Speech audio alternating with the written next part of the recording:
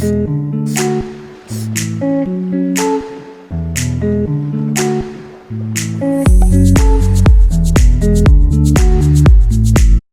on a subi effectivement le confinement, hein, comme un petit peu tout le monde. On était vraiment au cœur de l'œil du cyclone, étant sur le secteur de Colmar.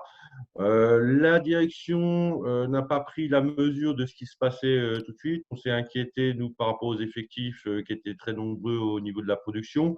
Et effectivement, il a fallu un petit peu se battre pour, à un moment donné, se retrouver confinés et puis se mettre à l'abri, surtout là où sur les lignes de production où les gens étaient au coude à coude.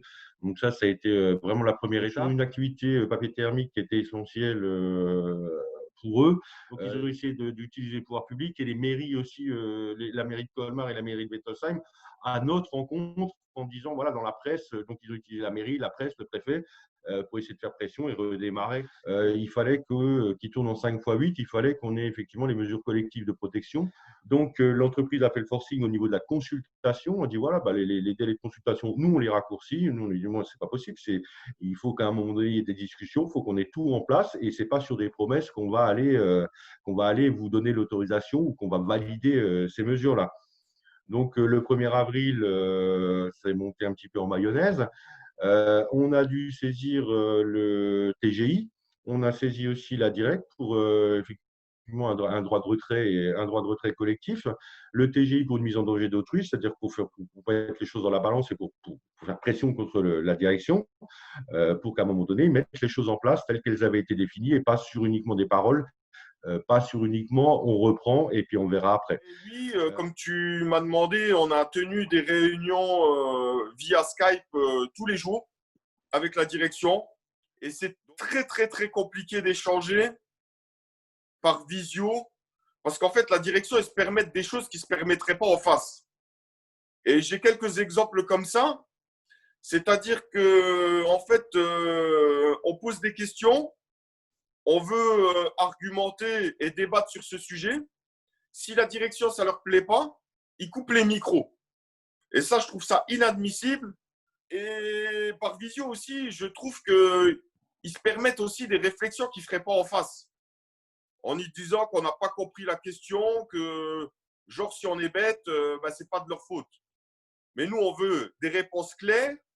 Et comme ils n'ont pas des réponses claires, ils essayent par n'importe quel moyen de s'échapper. Effectivement, ça change quelque chose parce que quand on a l'habitude de siéger déjà en instance ou d'organiser des SAF, des moments de dialogue social, enfin, ou des moments de négociation avec la direction, on est en présentiel, on est en présence physique. Et à ce moment-là, quand il s'agit de présenter un dossier, de convaincre l'autre partie, la direction, et bien sûr, on a quand même nos atouts, une autre stratégie, une autre façon d'aborder les choses. Et puis, on peut toujours aussi décoder la réaction en face. C'est-à-dire qu'en visioconférence, on est quand même parasité. On est parasité par tous les problèmes techniques. Et on en a eu des problèmes techniques. C'est pas ici. Les réseaux, les équipements n'étaient pas forcément prêts pour cela aussi. Et puis, par la suite, il a fallu aussi mettre le masque. Et c'est vrai que mettre un masque fait que toute une partie de la communication non verbale et puis toute la partie aussi, oui, entrer en relation, ne serait-ce que voilà, se reconnaître comme interlocuteur, toutes ces parties-là, elles sont gommées. Donc vraiment, ça gêne énormément